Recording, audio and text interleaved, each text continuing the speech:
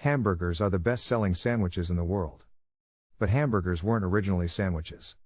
Hamburgers in the 13th century looked like this. In Mongolian plateau in the 9th century, there were nomadic people who were called Dada in Chinese.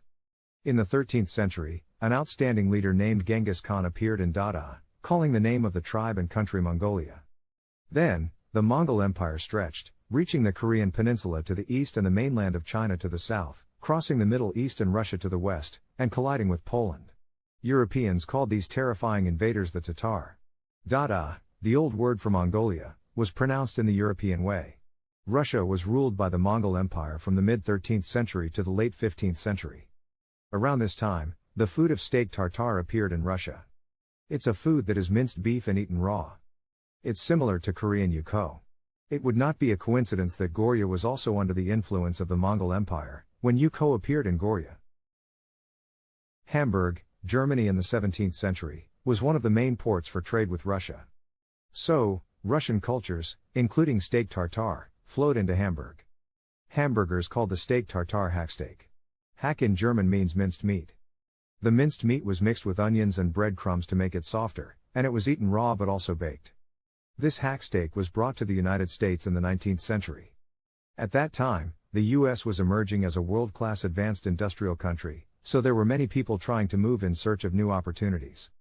The ferry connection between Hamburg and New York was a frequent route from Europe to the United States. German immigrants who arrived in the US introduced the hacksteak, which Americans call the Hamburg steak. Hamburg means Hamburg, Germany. It was also called Hamburger steak, and Hamburger means Hamburg people. At the end of the 19th century, German immigrants used to sell their hometown Frankfurt sausages at stalls. The grilled sausages were too hot, so they put them in the bread. Today we call this food hot dog.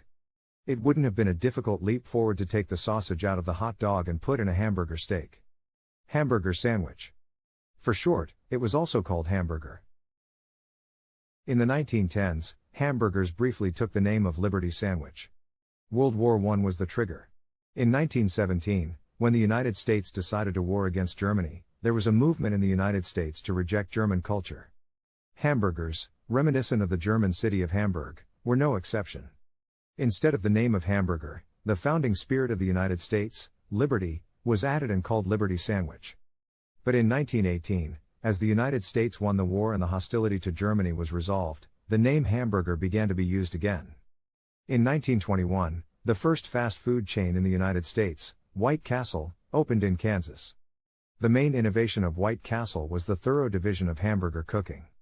They built a production line like a car factory making cars, so that they could make the same hamburgers no matter who made it. The time that takes from ordering to receiving food has been significantly reduced, and this has become the competitive edge of White Castle.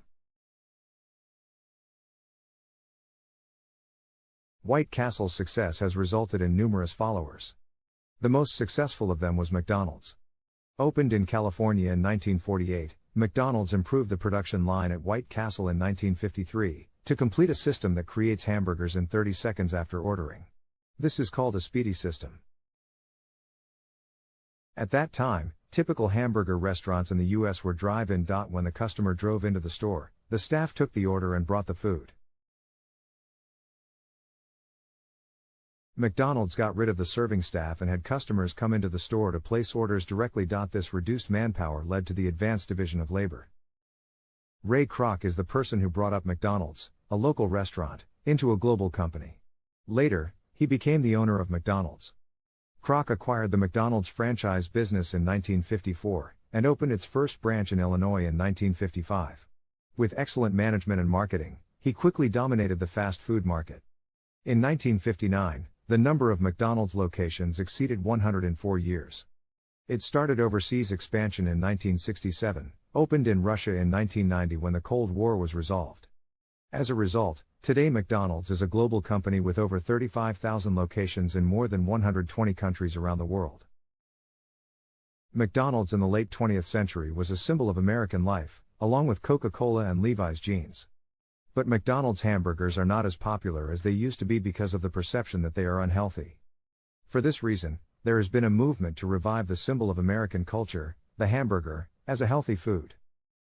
The quality of hamburgers was improved while aiming for a healthy hamburger made with high-quality ingredients. We call this handmade burger or premium burger. It started in the early 2000s and is currently in progress. How will burgers change in the future? If you liked the video, hit the like and subscribe button. Thank you for watching.